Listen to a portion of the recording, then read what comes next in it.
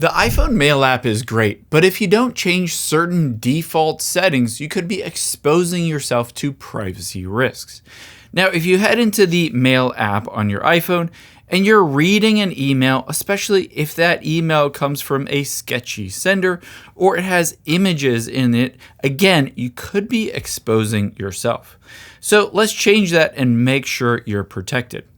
The first thing we're going to do is head into the Settings app of your iPhone. From the Settings app, scroll to the bottom and tap on Apps at the very bottom. And then scroll down again until you find Mail on this list. Tap on the Mail app midway down. From here, scroll down again, and there are two things we are going to change. The first one is you can see Privacy Protection midway down. Tap on that.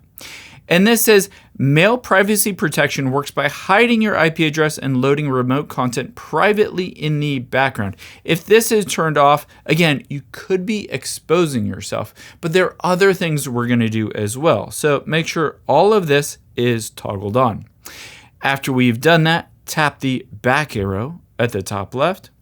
And then you can see as you scroll down towards the bottom is Load Remote Images. If this is toggled on, it will load up all of those remote images on your iPhone when you open an email. However, a lot of times trackers will put those tracking information in images, essentially telling them when you open up that email. So I would highly recommend turning off Load Remote Images. The next thing we're going to do is tap the back arrow, tap back again, scroll up and tap on Notifications midway down. Now, when you get an email, if the notification pops up with your email, does it show the exact content of that email, including notification codes or personal information? Let's make sure that doesn't happen by scrolling down until we get to the Mail app on here. There it is. Tap on Mail. And then scroll down again. You can see Lock Screen Appearance Show Previews. If this is set to always, make sure it's set to either when unlocked or never. This means you'll have to physically unlock your phone or use your Face ID to reveal what that actual message says in your notification. The next thing we're going to do is tap the back arrow. Tap the back arrow again and tap the back arrow yet again and scroll to the top because you could be exposing your information through the IP address connected to your Wi-Fi at your home or your office or somewhere that you're regularly at. So tap on the Wi-Fi option, that second option under airplane mode, and you can see I'm connected to my home network. Tap on the little I to the right of it.